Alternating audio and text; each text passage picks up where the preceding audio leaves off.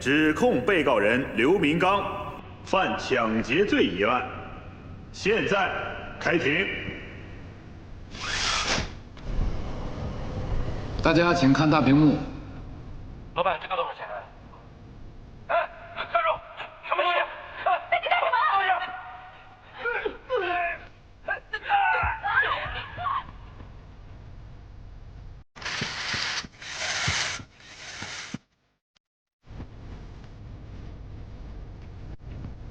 被告人刘明刚，公诉人播放的视频，你有意见吗？没有。辩护人有意见吗？没有。请公诉人继续出示证据。这是被告人刘明的行凶凶器，刀刃上提取的血迹，经鉴定是被害人所留。被告人，刚才的这件物证，你有意见吗？没有。辩护人呢？不用。审判长，公诉人申请本案的目击证人，药店管理员高丽娜出庭作证。传证人高丽娜到庭。证人坐。公诉人，你可以发问了。高女士，请问今年4月23日上午9点钟，您在哪里？我在药店上班。那个男的趁我们不注意，拿一盒很贵的虫草偷偷装起来，想偷出去。站住！那什么东西？老板上前制止。没有！你在干什么？结果他就拿出刀捅了老板。我赶过去，老板已经倒在地上了。谢谢，我的问题问完了。被告人，你有问题要问证人吗？没有。辩护人呢？没有。陈哥，这个问题还没查。谁这么大胆？没见过，不认识，一个新来的。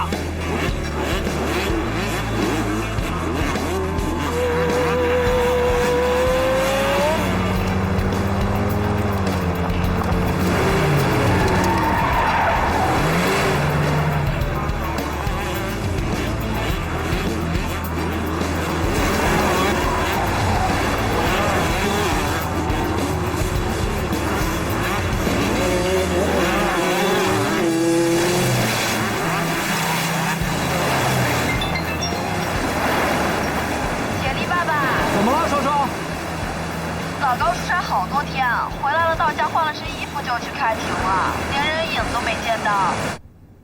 剩余的证据先不出。好，告出。请公诉人继续出示证据。审判长，控方举证暂时到此。反对审判长。公诉人需将起诉书所列证据向法庭全部展示完毕后，才能结束控方举证。审判长，公诉人认为，起诉书所列证据只是控方举证的最大范围，公诉人举证只要不超过这个范围即可。至于哪些需要在法庭上出，哪些不需要出，公诉人有自主选择权。况且公诉人并没有说举证结束，而是暂时到此。控方举证暂时到此。被告人，你有什么证据要向法庭出示的吗？没有。辩护人呢？有。审判长，辩护人申请证人到庭。证人姓名？刘明强。带证人刘明强到庭。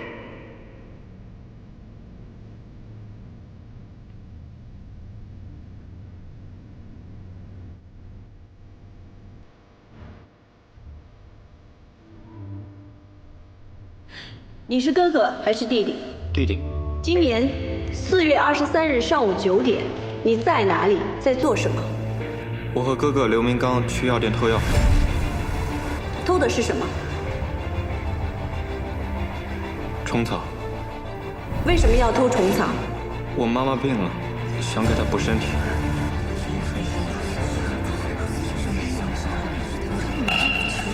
大家肃静。药店老板的刀伤和你们兄弟2人有关吗？有关。既然有关，为什么你的哥哥在被告席上，而你不在？因为我哥说是他持刀杀的老板，刀子是他的，我并不知道他带着刀，跟抓人没有关系。所以你只是盗窃未遂，又因为和虫草的价值不算巨大，所以检察院对你做出不起诉处理，是吗？是的。那你的哥哥说的是事实吗？不是。大家肃静。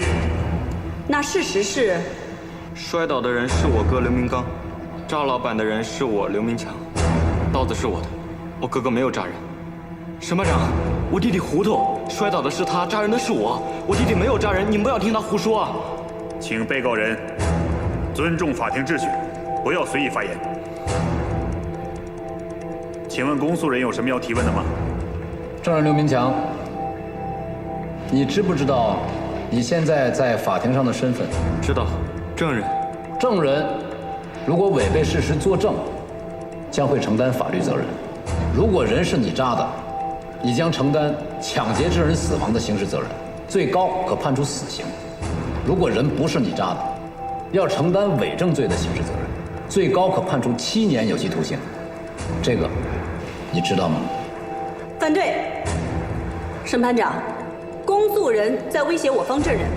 辩护人，公诉人只是告知证人的法律后果，不是威胁。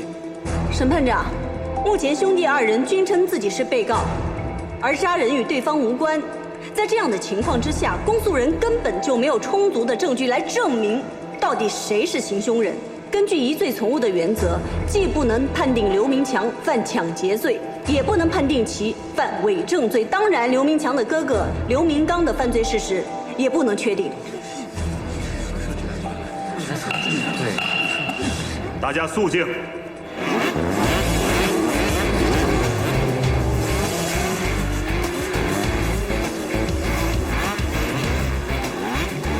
就知道是这样。小双，你今年的生日会还是我来帮你办，到时候我会好好收拾老高的。他只有他的工作，说又有什么用？这件事儿你就放心交给铁力爸爸吧，啊？行，那我去上课啦。去吧去吧，那我挂了。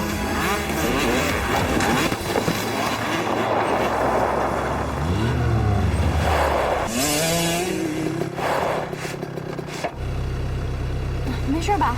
你怎么开的车？啊！对不起，对不起啊，对不起，对不起。还是个女的，我就知道赛车场上有女的一定不吉利。哥们儿，咱说话注意点行吗？你少跟我扯，现在受损失的是我，说怎么赔吧？我看你这力手力脚的也没什么事儿啊。我是没事儿，我车怎么办？啊，兄弟，咱想碰瓷儿那就直说，而且既然上了赛道，就应该有承担风险的准备，爷们点行吗？少跟我扯！今天不赔我车，你不要想走出去。凭什么呀？干什么呢？就不要想走，别挡道啊！他把我车碰了，赔车，不赔就不要想走。哎，兄弟，这出来玩磕磕碰碰难免的吧？这人有事儿去医院，车有事儿咱们有保险，是不是？行了行了，都散了吧，散了吧啊！哎，你不能走！哎，松开，没完了！你没赔我车呢！我说兄弟几个，你们好意思啊？你们几个大老爷们儿在这里欺负一个女孩，这关你什么事儿啊？这车是你的车，你在这装好人。你再碰一下试试，怎么样？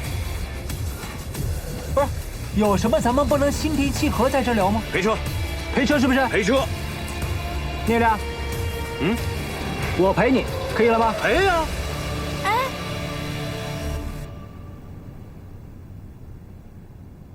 公诉人也要说明一下，辩护人逻辑很清晰，但却存在一个问题：当一个人要么他犯的是重罪，要么犯的是轻罪，但具体是哪个罪不清楚时，那该如何处理呢？是认定他无罪，还是认定他轻罪？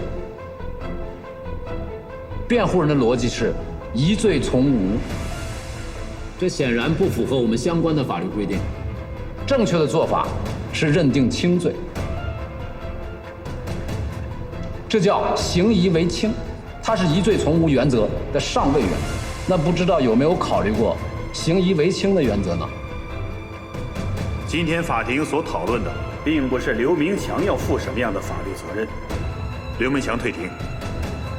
公诉人还有证据向法庭提供吗？有，审判长，我们需要对刘明强、刘明刚的 DNA 进一步进行比对，再结合提取的生物物证，向法庭证明真凶就是刘明刚。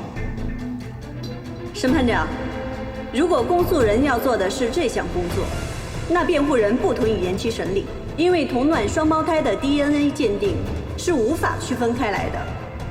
公诉人做这项工作等于是在浪费时间。刑事案件事关生死，法律程序一定要严谨，不管是公诉人还是辩护人，都要慎重。能不能鉴定出来，试一试才能知道嘛。控辩双方都不要争了。这样，公诉方提出的要求有道理，本庭准许。本案延期审理，等待下次开庭。休庭。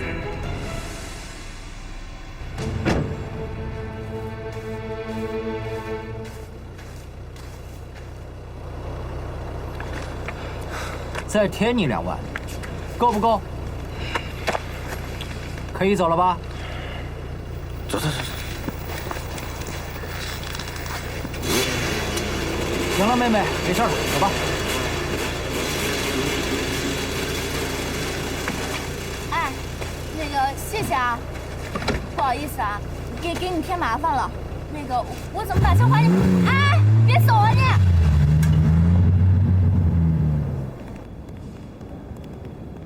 高进，高处，我先上去了。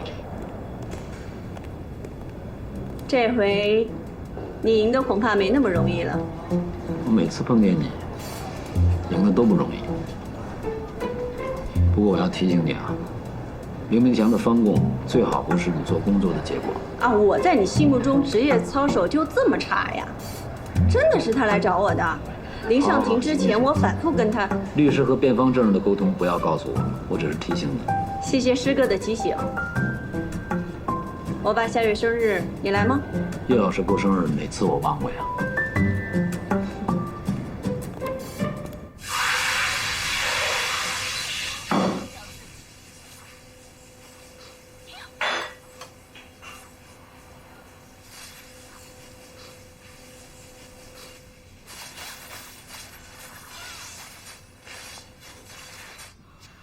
举手啦！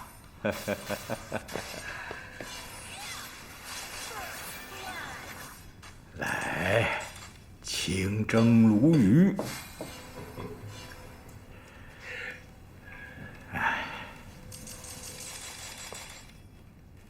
永不放弃。你们都去吃饭吧，去吧。啊，王家把那个递给我。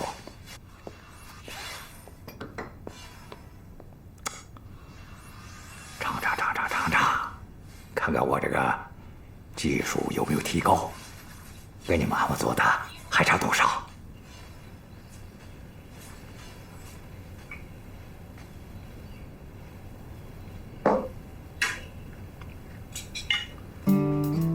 啊，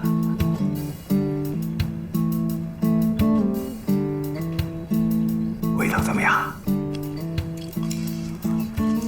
破鱼汤搁鱼鳃，拍断鱼骨。浇上豉油，上笼屉。这端上来的鱼啊，是粒而不散，色香俱佳，深得精髓，比得上吴清厨师。你说说这味道怎么样？可惜就可惜在这儿啊，这五星厨师的味道，怎么能跟我妈妈的比呢？菜是这个菜，但味儿已经不是这个味儿喽。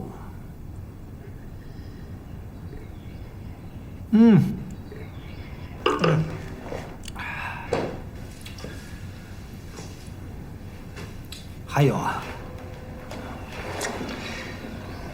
您忘了您的承诺。你不让我去你母亲的墓地上祭拜，我没去啊。我允许你去，你有时间吗？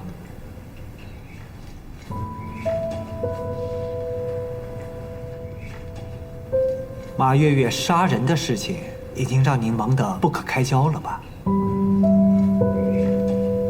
这个时候还能腾出时间为我下厨，真是谢谢您。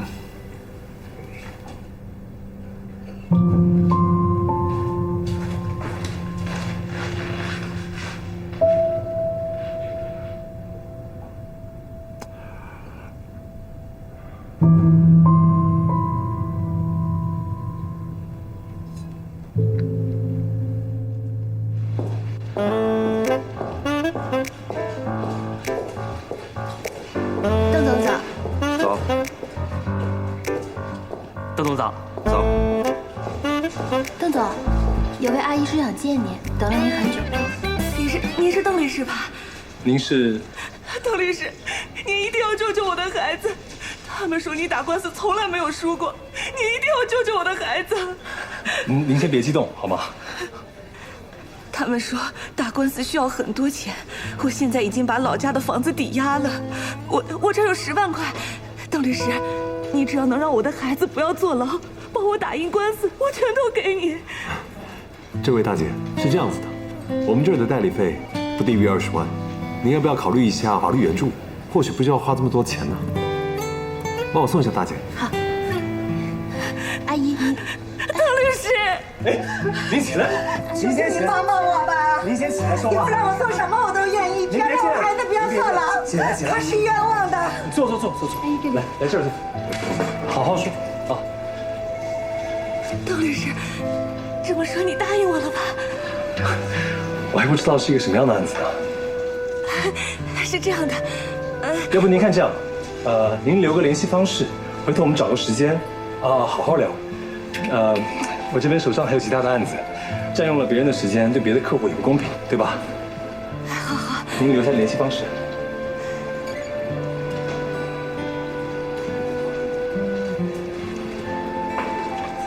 邓律师，这是我的联系电话。行，您贵姓呢？我姓王。王，好的。大姐，您先回去放宽心，回头我们联系，好吗？邓律师，你一定要跟我联系啊！好的，帮我送一下。阿姨这边。谢谢邓律师。没事儿，谢谢。回去吧。阿姨慢点。以后没有预约的客户一律不见。我不希望那样的事情再发生。但是这……喂，邓律师你好，有一桩案子，不知道邓律师是否感兴趣？您哪位？这个不重要。江东市发生一起杀人案，犯罪嫌疑人马月月，目前就关押在江东第1看守所。为什么打给我？我关注你很久了，我相信，只有你能证明马月月是无罪的。马月月目前处境很不妙，你可要抓紧了。我需要考虑一下，没法现在回复你。我知道，邓律师代理费用不低。我可以告诉你，这个案子代理费过100万。代理费用这么高，辩护难度一定很大吗？你只要告诉我，到底是接还是不接。您先把委托书传给我吧。邓律师果然是快人快语，希望我没有看错人。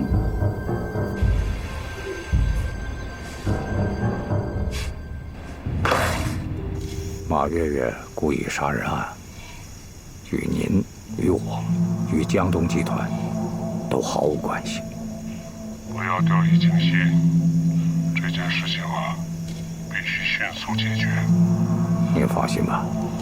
马月月对我们的事情到底知道多少？毫不知情。那就好。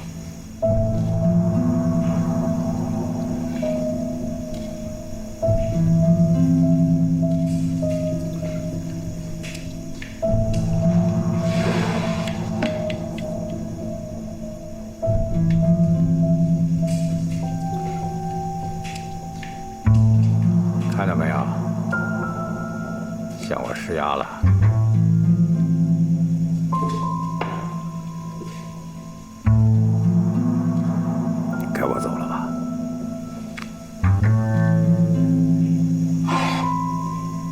师找了吗？找好了。最好的，最好的，代理过不少案件，胜诉率非常高，务必办好，可以不择手段。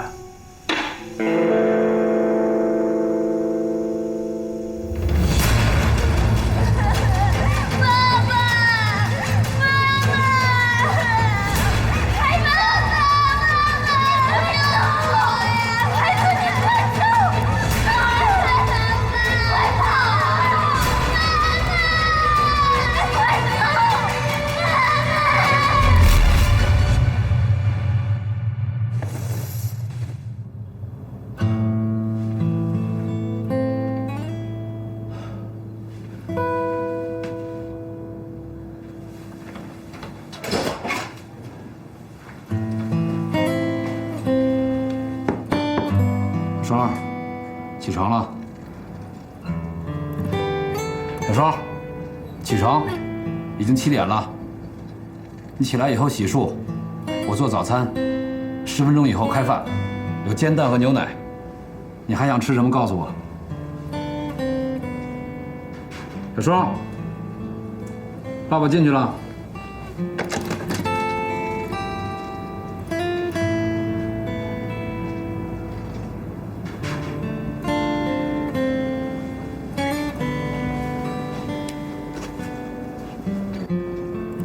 老高，我去上学了，饭吃过了。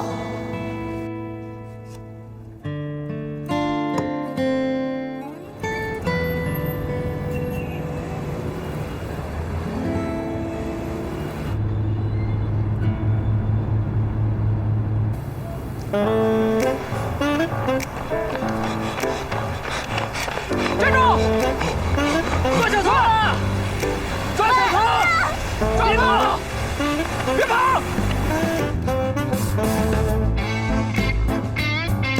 抓住他！快抓小偷！哎，别跑！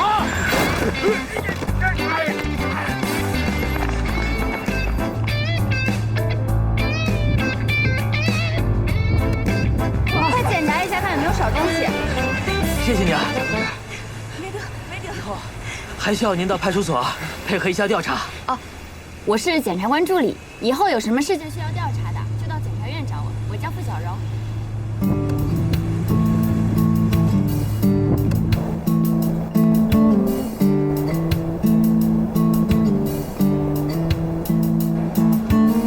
高处早，高处。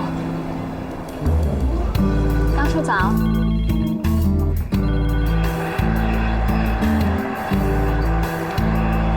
高处早。走。高处早。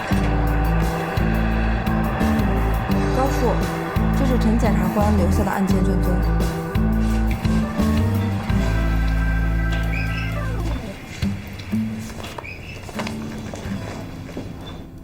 高健，方检早。哎，方姐，您怎么还过来了？我本来想放下包到您的报道呢。辛苦辛苦啊！这次国外抓捕，你的指认配合工作做得不错，领导们很高兴。哎，你可给中国的检察官争了光啊！没有，又立了一功。立什么功啊？您请坐。这次出去也耽误了很多工作。哦，这个问题是该解决了，不能一个人包揽天下吧？我给你配了一个检察官助理。检察官助理，政法大学毕业的高材生，人家呀，点名要跟你学习，上周就来报道了，你不在，我让他今天就来找你，好好带带人家。您给我配备了个女的。你怎么知道是个女的？我想我们应该见过了。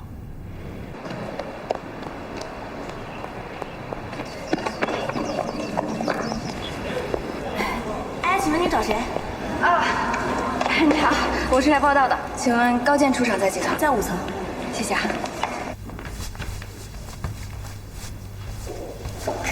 啊，你好，请问高处在哪个办公室啊？在那儿呢。哦，谢谢。哎，等会儿，你找高处啊？高处他正在开会呢。你是？我是他新来的检察官助理呀。那你先坐那儿等会儿，啊？啊，好，谢谢。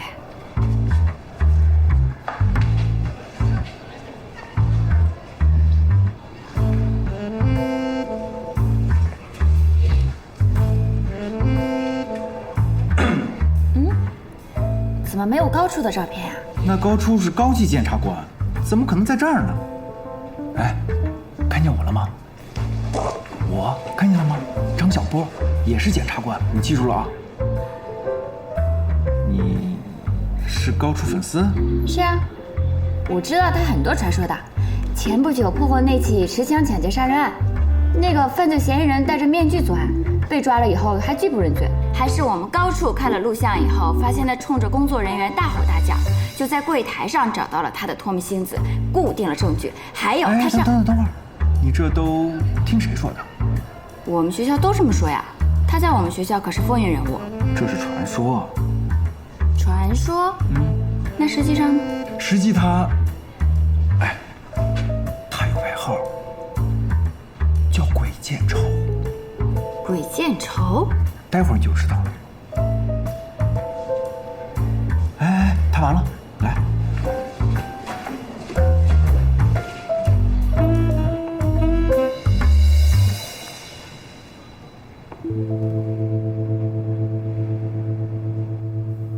傅小柔，大学4年，特等奖学金，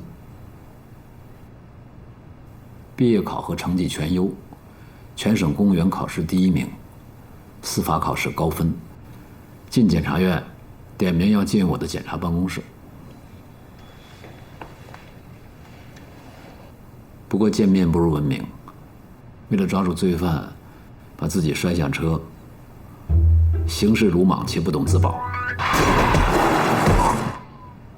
大庭广众之下卖弄学问，言之凿凿说自己是检察官，过分高调。我是检察官助理，以后有什么事情需要调查的，就到检察院找我。我叫傅小柔。作为目击证人，不积极配合民警做笔录，让人家到检察院来找你，耽误警方办案。不是，出去吧。我们见过面了。哦。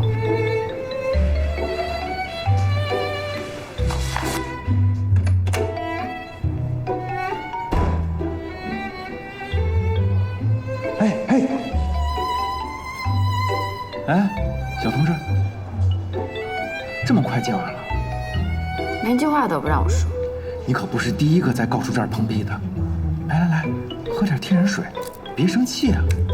我跟你说啊，人无完人嘛。我们高处以前做检察官助理的时候，也遇到过疏忽，这种疏忽就造成了他这样的性格，所以才变成鬼见愁的。哎，你干嘛呀？我问你呢嘛，是不是因为这件事变成鬼见愁的呀？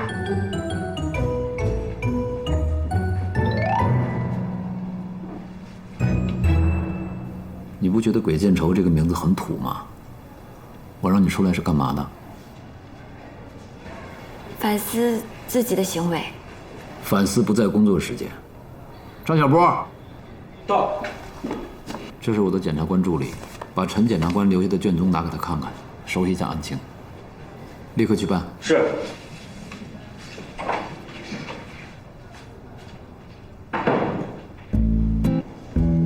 过关了。以后咱俩就是同事了。哎，我跟你说啊，鬼见愁不是我说的。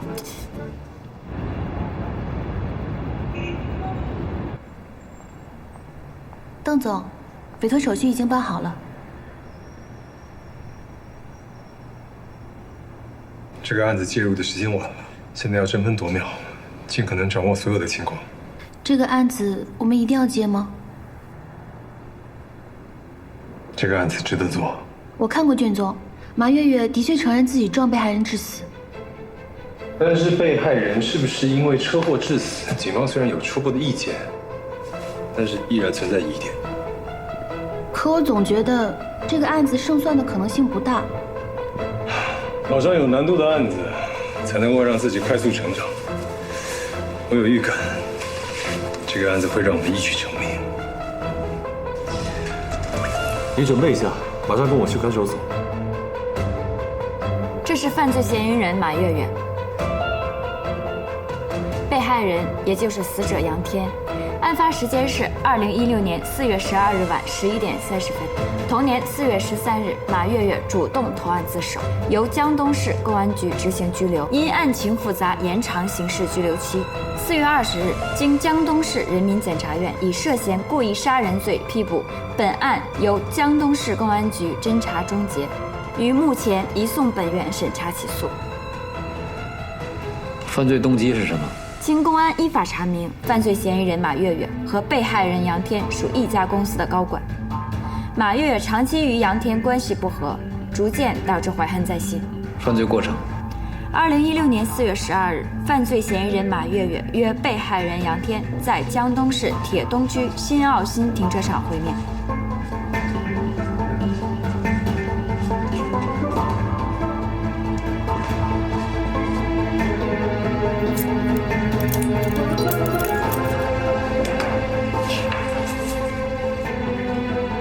我叫邓凯文，他叫沈杰，我们是卡米洛特律师事务所的律师。你是马月月？是。你想请我们代理你的案子？是。你有什么想说的吗？你会救我吗？那要看你肯不肯跟我们合作。如果你愿意相信我的话，你必须如实的把当天所有的情况，包括细节，都告诉我们。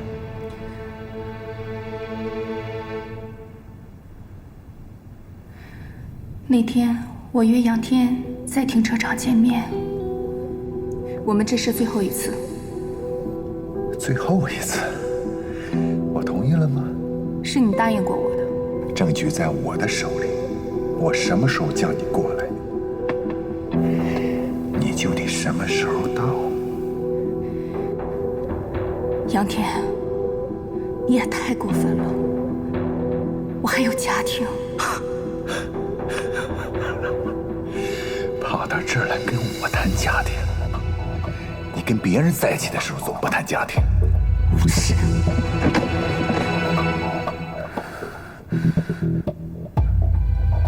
后来，我们就吵起来了。吵完后，杨天下车，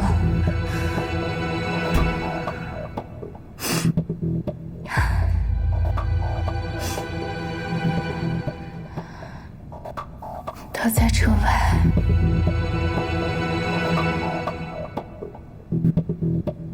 不停地向我挑衅。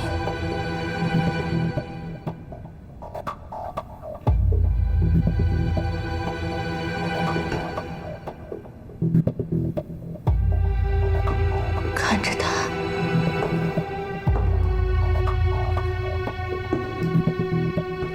我脑中一片空白，只想彻底摆脱车外的这个混蛋。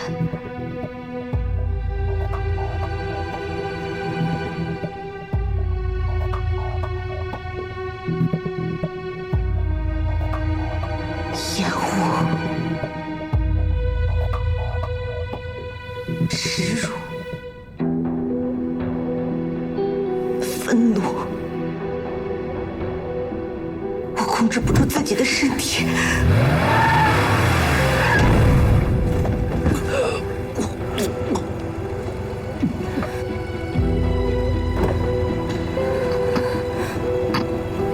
我该这撞了他。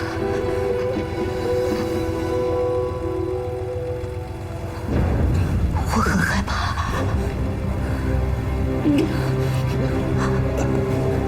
怕他没死，还会继续折磨我。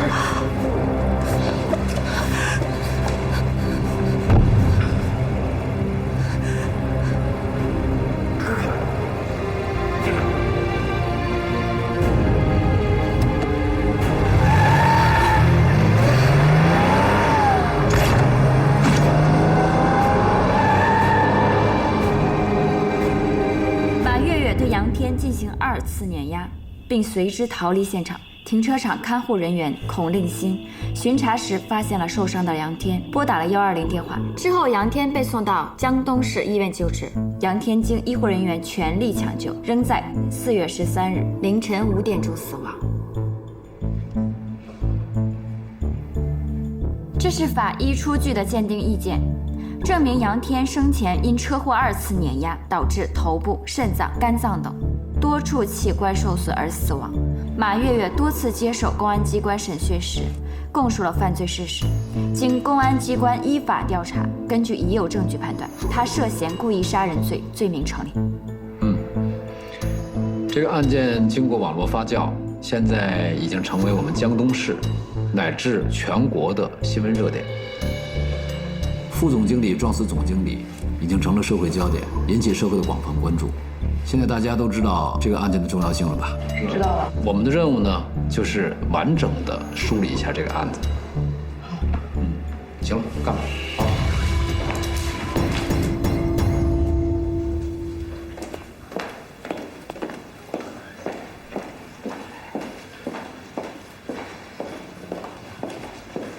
顾先生，请坐。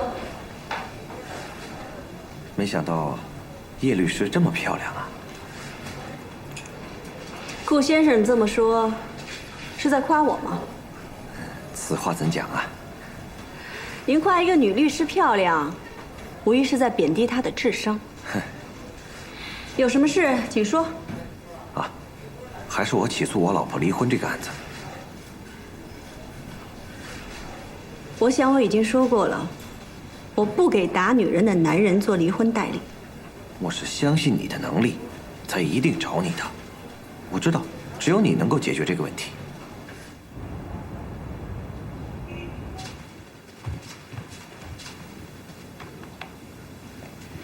邓总，马月月的案件，您压力很大。时间有点晚了，案子已经起诉了，只能靠法庭上的努力。我跟罗主任协调一下，抽调几个人过来。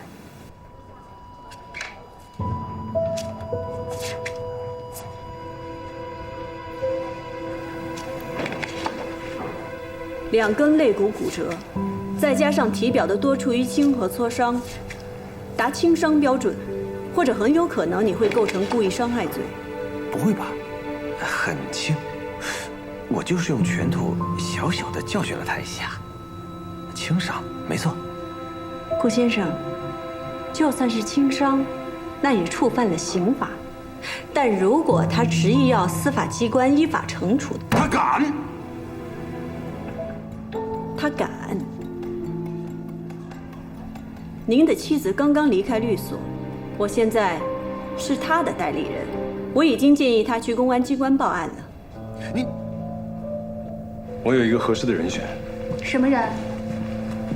我的一个师妹，一直从事刑辩工作，经验很丰富，在大学时代就是货真价实的法学学霸一枚，在职场上碾压众生毫不客气。你怎么这么做？你立即拒绝我老婆做我的代理人。对不起，顾先生，我们律师一旦成为代理人，如果没有正当的理由，是无法拒绝当事人的委托的。况且，我也不能够同时接受利益冲突双方当事人的委托。抱歉。我老婆给你多少钱？我出双倍。你老婆给的代理费和您给出的一样多，但现在我决定只收一半。为什么？我有一句格言，而且他有句名言：胜利即是正义。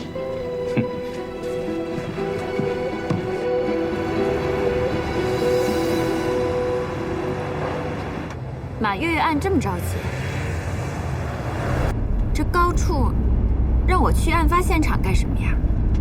了解公安的办案流程、侦查方式，对我们检查工作是有帮助的。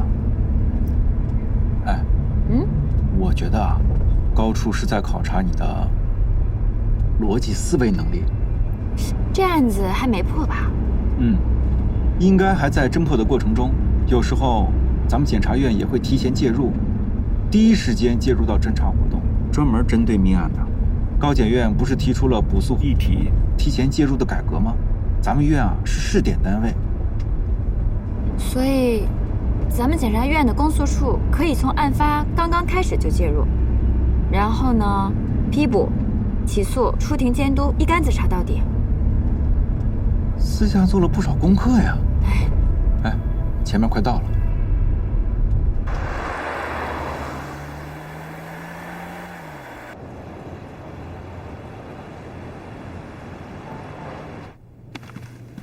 哎，小韩。哎，小波，我来介绍一下啊，这是我们高处新来的检察官助理付小柔。你好。你好，小柔，刑警队韩冰。马队让我给你们介绍一下案子的基本情况。来，这边。啊，谢谢。3天前，我们接到这家银行经理的报案。按照惯例，那天为银行的取款日，一名取款人员在保安和银行金库的管理员田明的陪同下，一起进入了金库。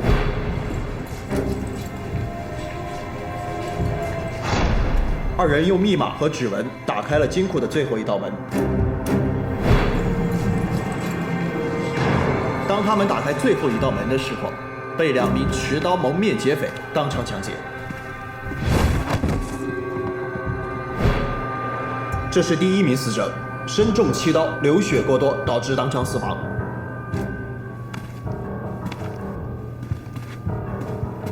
这是第2名死者，身中5刀后，被凶手用扯断连接摄像头的电线，当场勒死。这边，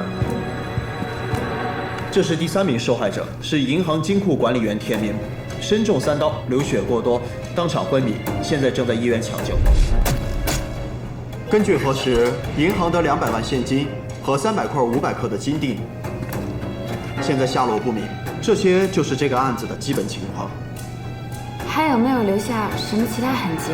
当时我们从掉在地上的摄像头中找到了一段残留的影像，我们已经移交由技术部门鉴定。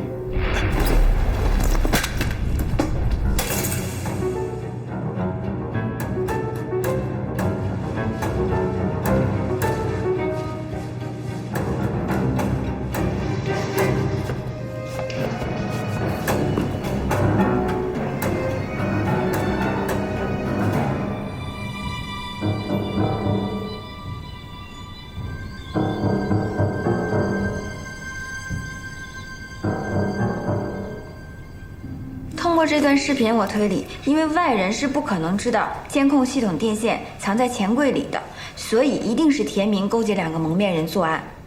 利用这个视频的盲区，田明扯断电线，勒死银行管理员。在这个时候，外面的保安听到了声音要跑进来，结果被后面的2个蒙面人连刺数刀致死。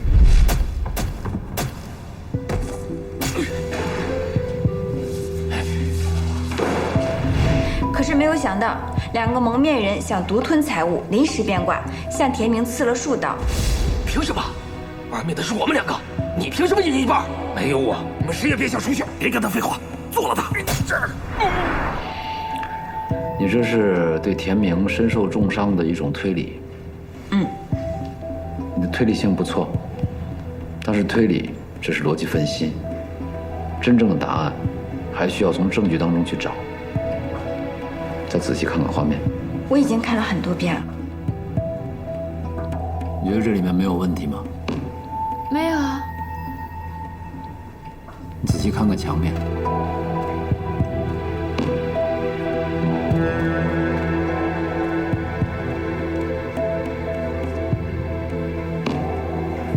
你不是去过现场吗？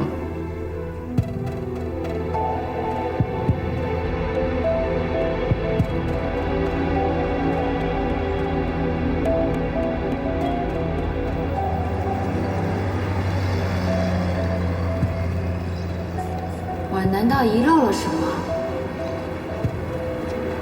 不可能啊！你仔细看看墙面。墙面。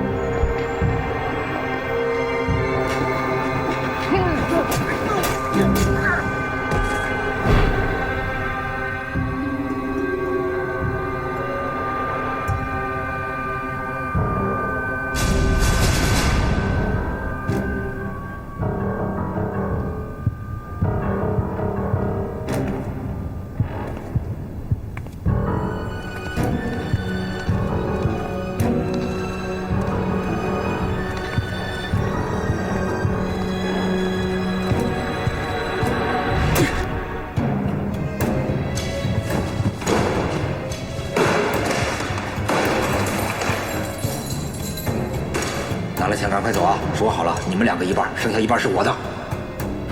凭什么？外面的是我们2个，你凭什么一半？想反悔是不是？没有我，你们进得来吗？没有我，你们谁也别想出去！别跟他废话，做了他！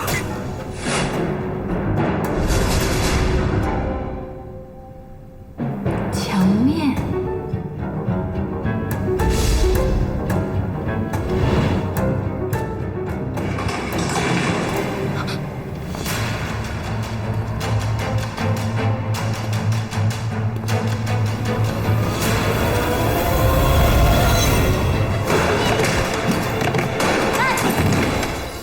什么情况？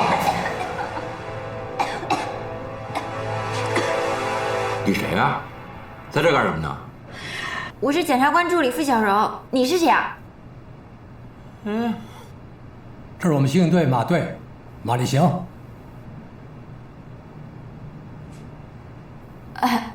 马队啊。谁让你来的？在这破坏现场，知道吗？马上给高建打电话。什么事儿？吓死我了！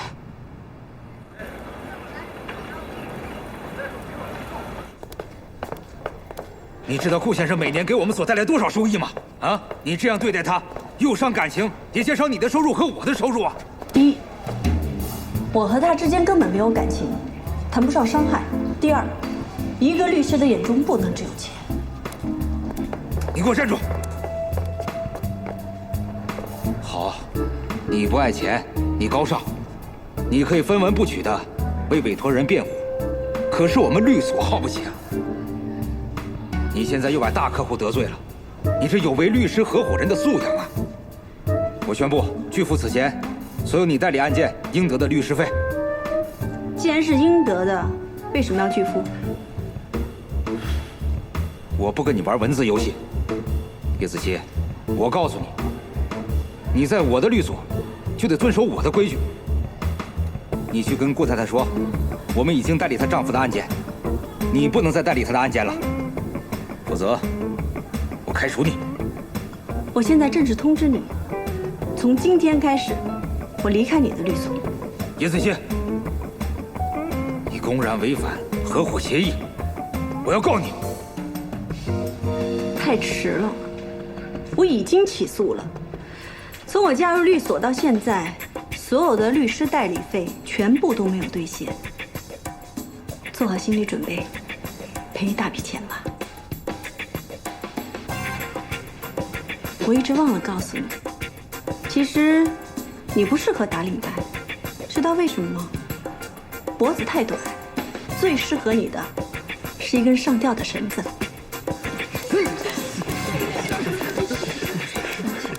都看什么看？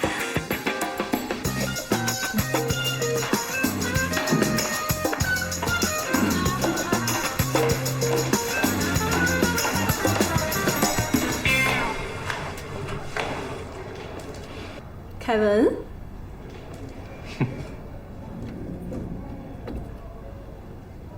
私自进入犯罪现场，还袭警。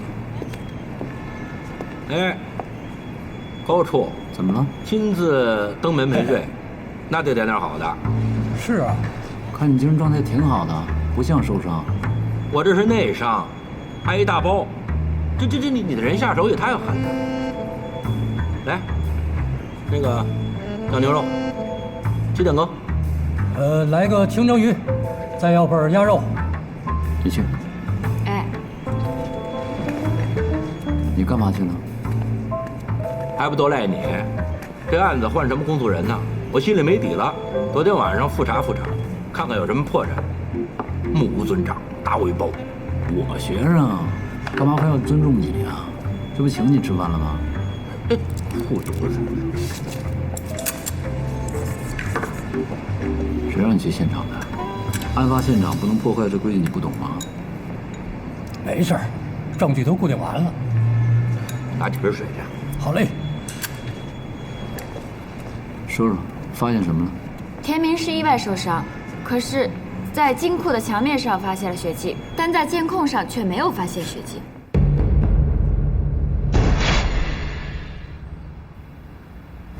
那说明这监控有可能是假的，对吧？我是这样想的，不过单凭这一点好像没有办法证明这个，所以我还是会去找其他证据。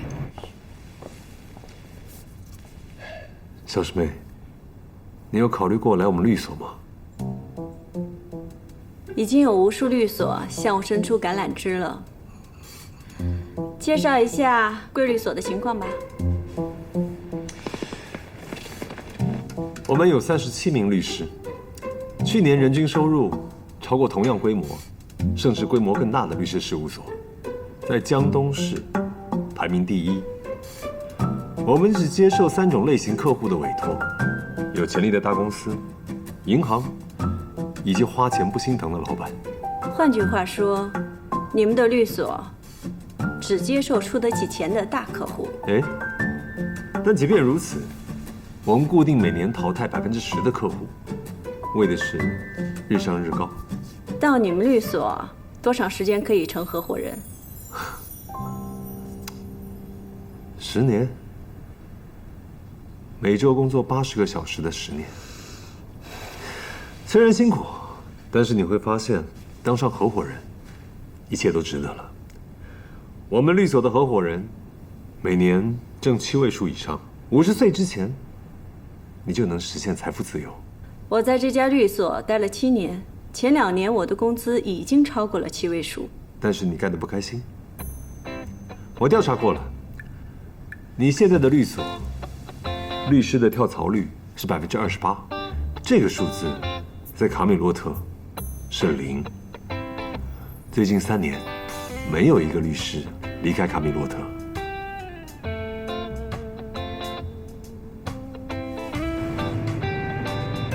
那我再给你提供一个信息啊，每一块金子重500克，箱子里面有300块，加上箱子的重量，最少有300多斤吧，但是还是把那箱子抬出去了，这说明什么？要么箱子是空的，要么监控是假的。如果箱子是空的话，那鉴定去哪儿？先转移啊！到时候干活啊，回头你见识见识公安是怎么问案的。那行，一会儿让师叔好好教教你。那我得看看你有没有这个本事让我佩服了。嘿，吃吧。哦，对了，我最近接了一个大案子，没有意外的话，公诉人是高健。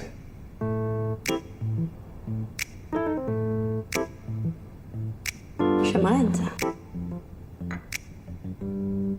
马月月故意杀人案。给我看卷宗。卷宗要去检察院查阅。这是保密协议，每个律师都要签的。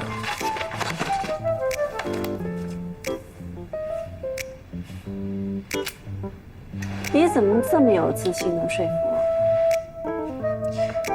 我？我开出的条件，哪个你不满意的？哪个我都不满意。那太好了，表示我还有努力的空间。难产。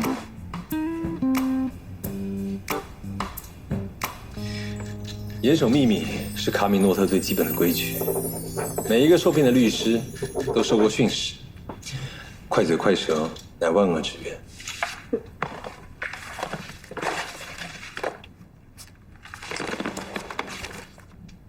哎，我拿错了，你刚才签的是聘书啊。真的？啊，我早看出来了。你这次案子的代理费不少吧？会免费帮人打官司的律政佳人，居然还关心代理费？你这个现实主义者，若是不能一战成名，起码要捞个盘满钵满，否则的话，你是不会接这个案子的。心照不宣。其实，我何尝不是在帮你？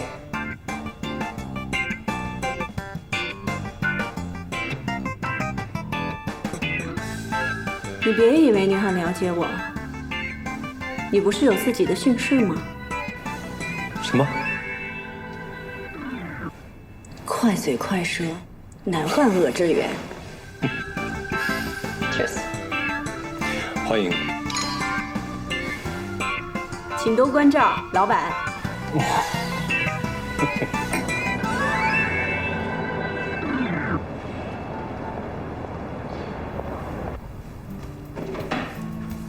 小柔，这是送给你的礼物。我也出钱了，欢迎新同事啊！谢谢啊。按照惯例，我们大家要给新来的同事开个欢迎会。你说咱们去吃西餐还是川菜？哎呀，别吃饭了，天天吃饭，我还减肥呢。咱们去逛街吧。不是，小柔，跟你有什么关系？人家小柔是新来的。对啊。小柔，你说西餐还是川菜？吃西餐，吃西餐，吃西餐。好，小柔说西餐，那就西餐。走，下班。哎，你们干嘛呢？不下班了吗？怎么还不走啊？高初，小柔不是新来的同事吗？我们想开个欢迎会，让我们增进感情。增进感情？对呀。在工作中也可以增进感情啊！正好我加班，你们跟我一块儿，把卷宗再看一遍，重要证据再检查一次。哎呀，怎么到我这改规矩啦？肯定是刘明刚的那个案件出现了问题。好了，加班。加班吧。精确的 DNA 检测报告周三可以拿到，我安排专人周三去您那儿，只要报告一出来，就交给他就行了。好的。周三您能否到庭说明检验的依据？我要到周三中午才能到江东啊。中午才能到江东啊？不知道能不能赶上。啊，那没关系，这样，到时候我派人去高铁站接你。胡小柔，交给你个任务，周三一早去趟王教授那儿，就在那儿等着精确的 DNA 报告出来以后，马上送至法庭。中午去高铁站把王教授接到法庭，那个时间我应该已经在法庭上了。又让我跑腿儿，这不是一般的跑腿儿，是重要的证据。周三2点之前，王教授必须到达法庭，能完成吗？能。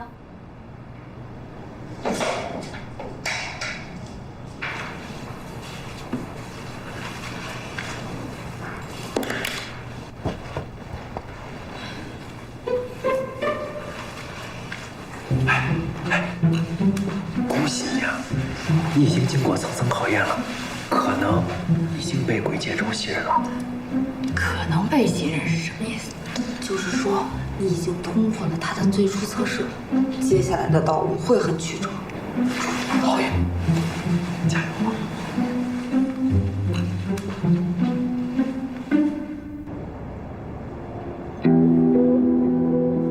大家注意看，这个视频正好拍下了行凶者逃跑的画面。大家注意这个人，这个人就是持刀扎被害人的凶手。大家注意他之后的状态。通过这段视频，我们可以看到，被告人在慌忙逃跑时，他的脚踝撞到了玻璃门上，他的脚踝应该是出血了。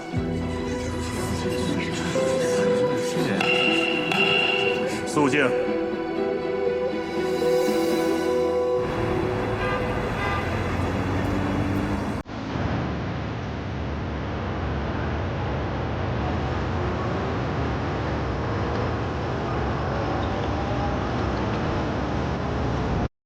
被告人刘明刚，脚踝被磕伤的是谁？是我。我们现在需要的不是言语的证据，而是实实在在的客观证据。既然公诉人问了，相信他有充分的理由。这只鞋的内侧，公安人员已经提取到了血迹。根据公诉人之前播放的视频片段，现在可以确定，在这只鞋子上留下血迹的人，就是当天用刀子杀人的人。血迹已经进行了鉴定，就是被告人刘明刚所留。即使在鞋内提取到了 DNA， 也无法通过鉴定证明究竟是两兄弟中谁留下来的。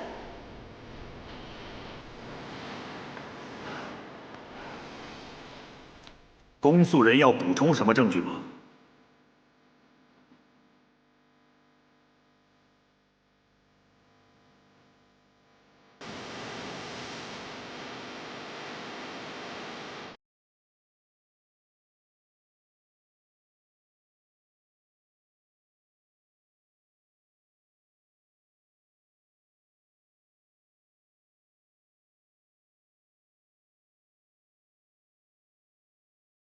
高健，这次你输定了。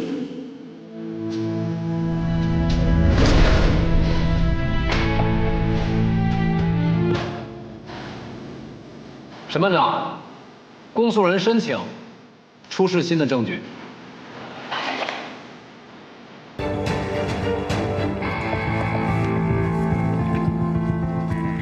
反对。审判长，这份证据公诉人并未向辩护人开示，有证据突袭的嫌疑。审判长，正是因为这份鉴定意见刚刚送到，所以还没来得及向辩护人开示。鉴于这份证据对本案的重要性，公诉人申请休庭30分钟，正好也给辩护人质证准备时间。辩护人有什么异议？没有。休庭。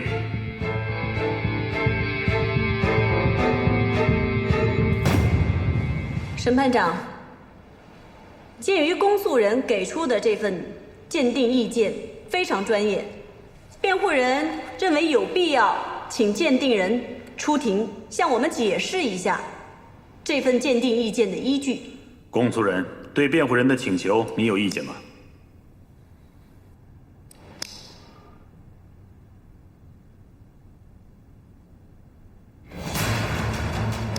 小荣同志，让你久等了，你的脚怎么了？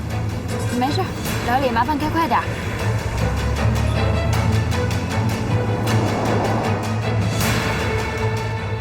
鉴定人暂时不能到庭。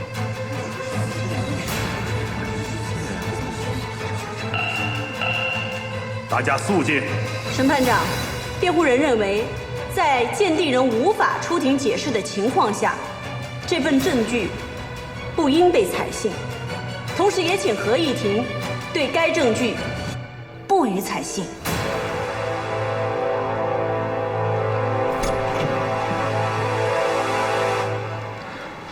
审判长，辩护人说的有道理，公诉人现在就申请鉴定人到庭。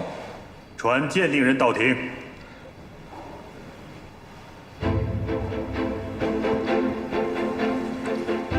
请问，目前全世界有什么方法可以区分同卵双胞胎的 DNA？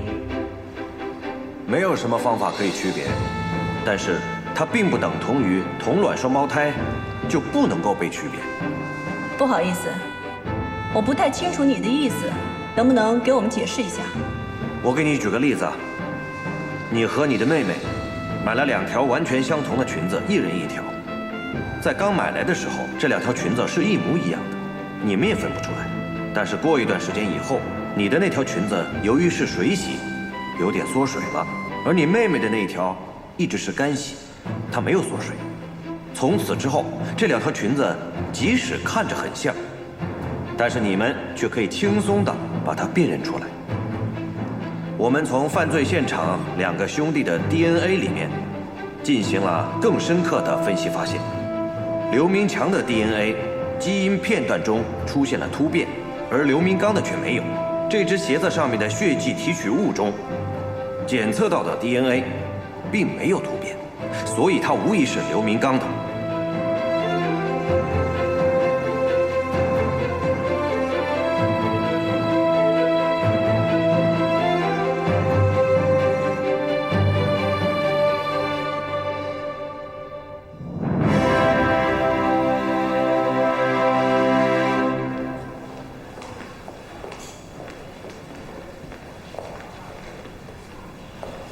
今天怎么这么晚接王教授过来啊？打你电话也不通。我之前不是跟你说了吗？王教授对这次庭审非常重要。我知道。可是。可是什么？没有可是。高检察官，你说说你这厉害的样子，人家姑娘她这受伤了，还带着伤去接我，这不也没耽误咱们开庭不是？所以啊，就别发脾气了。好，谢谢王教授。王超，你送一下王教授。好，王教授请。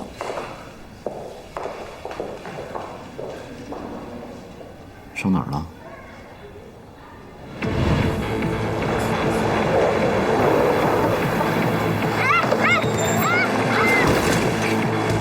啊！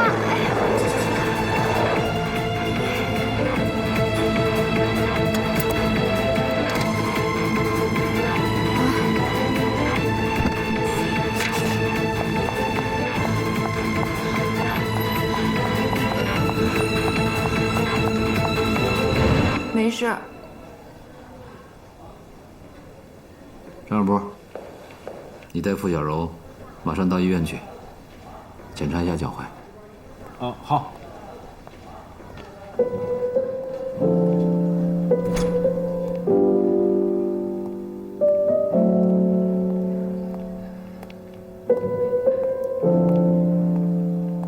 高俊，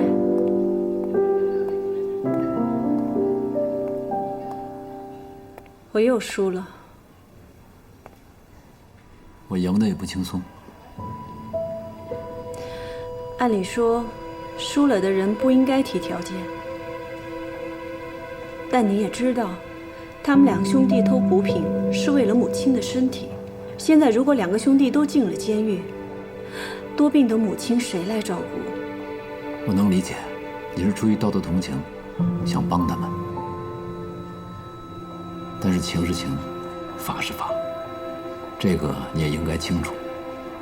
如果他们真的不想让他们的母亲没人照顾，就不应该持刀杀人。另外，我相信刘明强的行为跟你无关，我能理解。作为辩护律师，你得全力以赴。但请你也相信我，我也是一个有同情心的人。执法为民吧。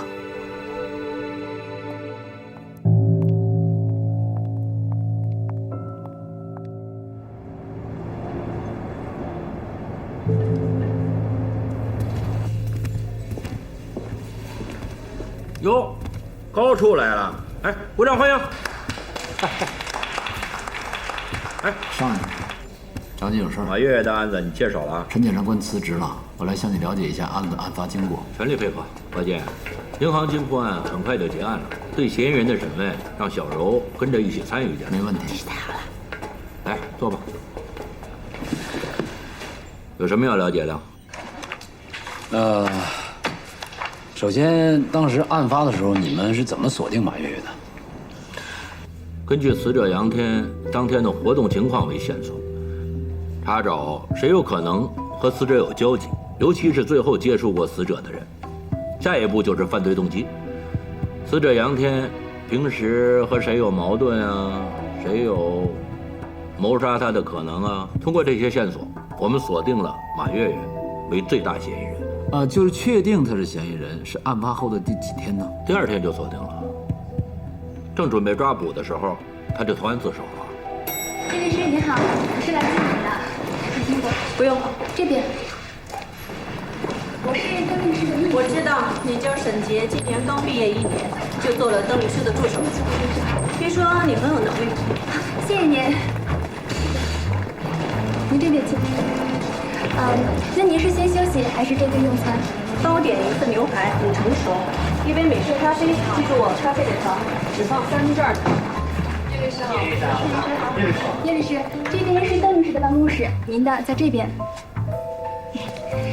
这是我们的办公大厅，现在一共有37名律师。您的办公室在这边。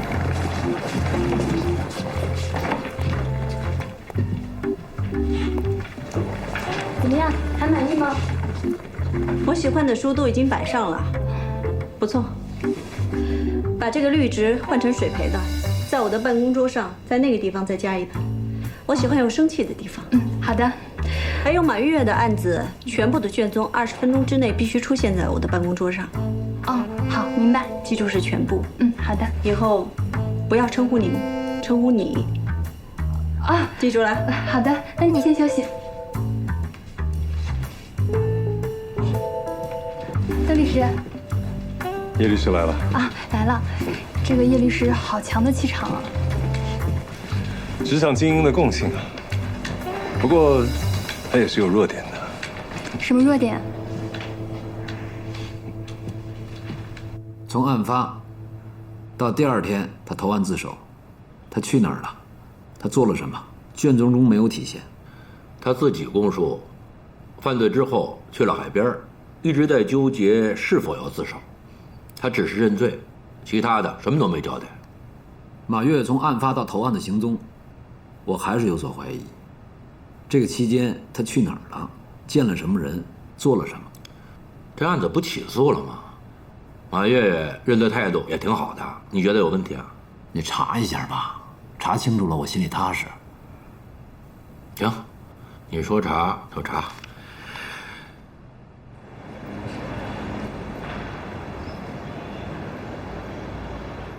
田明吃了那么大的亏，怎么可能不交代你们的事儿啊？那你可以去问他呀。我这儿给你一个坦白的机会，说吧，金靖是不是藏在你们伪造监控的地方？制造假的监控录像，也就是说，肯定有第二现场了。确切的说，是第一案发现场。哦。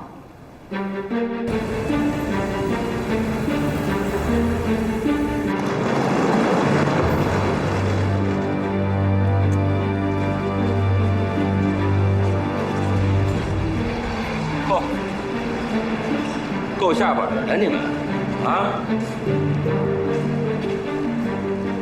小周，这才是犯罪现场呢。金定呢？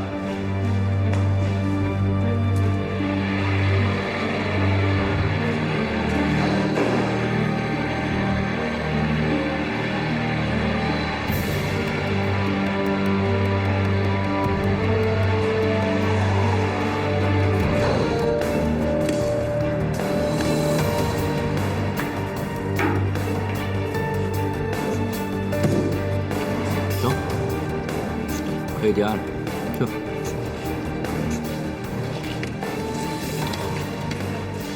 小周，看明白了吗？看明白了，其实根本就没有匪徒入室抢劫，是王经理和田明，他们用蚂蚁搬家的方法，早就把金锭转移到这里藏了起来，然后为了掩饰金锭被盗的事实，又策划了一场入室抢劫。先是伪造了现场，又假装自己是歹徒，录制了搬走金锭的视频。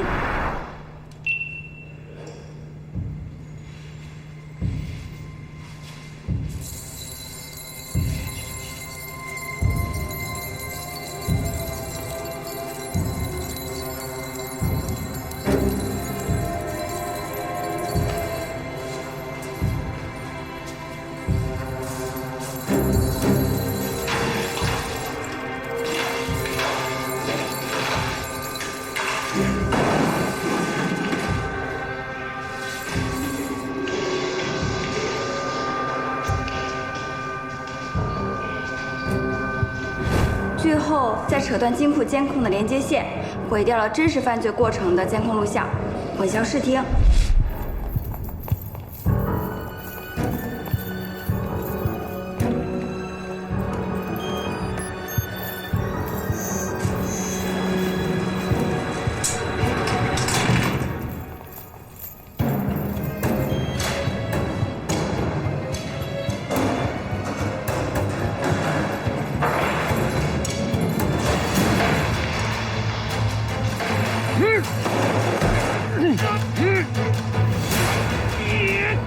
干什么？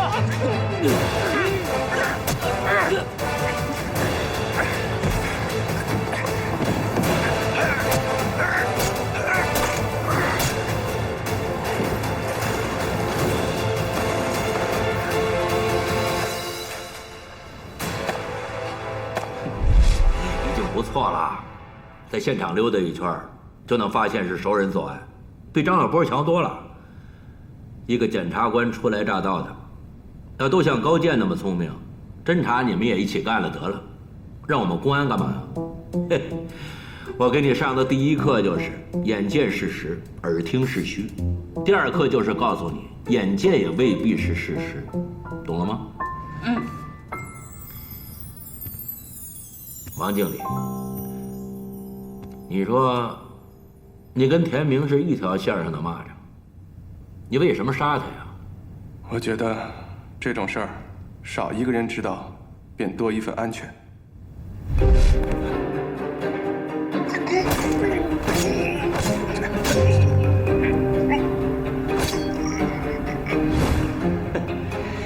你以为你杀了他，我们就看不出来了？啊？你以为你们俩演个双簧就能骗过我们？你想杀田明，以为这样就能隐藏所有的事实，可是法网恢恢啊！田明倒地后，在现场留下的血迹，拆穿了你所有的谎言。即使你杀死了知情人，还伪造了案发现场。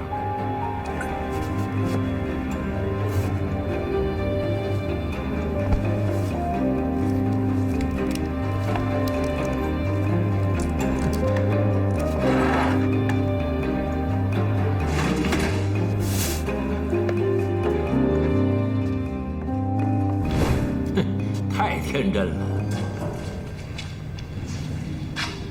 怎么样，小柔，能当你师叔了吧？收队。